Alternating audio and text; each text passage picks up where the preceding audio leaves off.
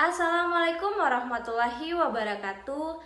Kami dari kelompok 6 kelas 3F jurusan Pendidikan Guru Sekolah Dasar Fakultas Ilmu Pendidikan Universitas Negeri Gorontalo. Saya Ramnawati Kilo, moderator kelompok 6. Adapun anggota kelompok saya terdiri dari Bahtiar Mopangga, Syahdila Bulotio, dan Cahyanisa Hakim.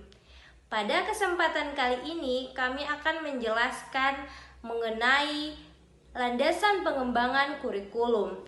Pada kesempatan pertama akan dijelaskan oleh rekan saya yaitu Syadila Bulotio.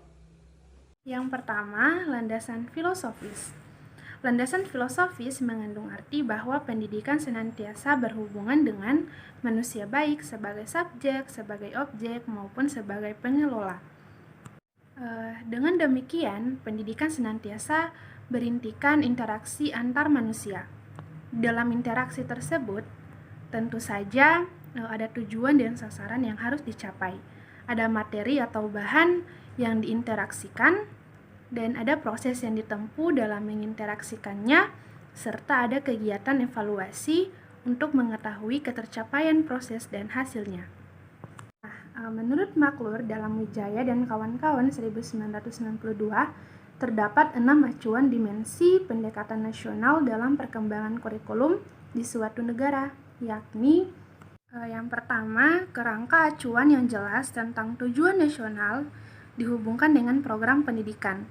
Yang kedua, hubungan yang erat antara pengembangan kurikulum nasional dengan reformasi sosial politik negara. Yang ketiga, mekanisme pengawasan atau kontrol dari kebijakan kurikulum yang ditempuh. Yang keempat, mekanisme pengawasan dari pengembangan dan aplikasi kurikulum di sekolah. Yang kelima, metode ke arah pengembangan kurikulum yang disesuaikan dengan kebutuhan.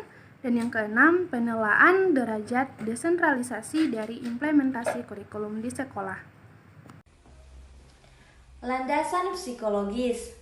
Landasan ini didasarkan pada prinsip bahwa perkembangan seseorang dipengaruhi oleh lingkungan dan kematangan. Lingkungan yang dimaksud dapat berasal dari proses pendidikan. Kurikulum sebagai alat untuk mencapai tujuan dalam pendidikan tentu saja berkaitan dengan proses perubahan terjadi pada peserta didik. Dengan adanya kurikulum, diharapkan perubahan yang terjadi pada peserta didik dapat membentuk kemampuan atau kompetensi aktual maupun potensial. Setiap anak merupakan pribadi tersendiri dan memiliki perbedaan juga persamaan. Implikasinya adalah yang pertama, setiap anak diberi kesempatan untuk berkembang sesuai dengan bakat, minat, dan kebutuhannya. Dan yang kedua, di samping disediakannya pelajaran sifat umum atau program inti yang wajib dipelajari setiap anak di sekolah, disediakan pula pelajaran yang sesuai dengan minat. Yang ketiga, kurikulum di samping menyediakan bahan ajar yang bersifat kejuruan, juga menyediakan bahan ajar yang bersifat akademik. Bagi anak yang berbakat di bidang akademik, diberi kesempatan untuk melanjutkan studi ke jenjang pendidikan berikutnya. Dan yang keempat, kurikulum memuat tujuan-tujuan yang mengandung pengetahuan, nilai atau sikap dan keterampilan yang menggambarkan keseluruhan pribadi yang utuh lahir dan batin. Oke, baik. Jadi landasan sosiologis. Landasan ini didasari bahwa pendidikan adalah proses budaya untuk meningkatkan harkat dan martabat manusia. Pendidikan adalah proses sosialisasi melalui interaksi instansi menuju manusia yang berbudaya. Dalam konteks inilah anak didik dihadapkan dengan budaya manusia, dibina dan dikembangkan sesuai dengan nilai budayanya, serta dipupuk kemampuan dirinya menjadi manusia. Susina dan kawan-kawan 2006. Terima kasih. Baik, materi keempat yaitu landasan ilmu pengetahuan dan teknologi atau IPTEK.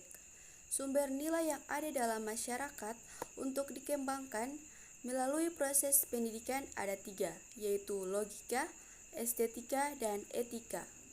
Ilmu pengetahuan dan kebudayaan adalah nilai-nilai yang bersumber pada logika atau pikiran. Sebagai akibat dari kemajuan ilmu pengetahuan dan teknologi yang pada hakikatnya adalah hasil kebudayaan manusia, maka kehidupan manusia semakin luas, semakin meningkat, sehingga tuntutan hidup pun semakin tinggi. Calhoun Lick dan Keller Susilana 2006 merinci 7 fungsi sosial pendidikan yang patut diperhatikan oleh para pendidik, yaitu pertama, mengajar keterampilan, yang kedua, mentransmisikan budaya, yang ketiga, mendorong adaptasi lingkungan, keempat, membentuk kedisiplinan, kelima, mendorong bekerja berkelompok, keenam, meningkatkan perilaku etika, yang ketujuh, memilih bakat dan memberi penghargaan prestasi.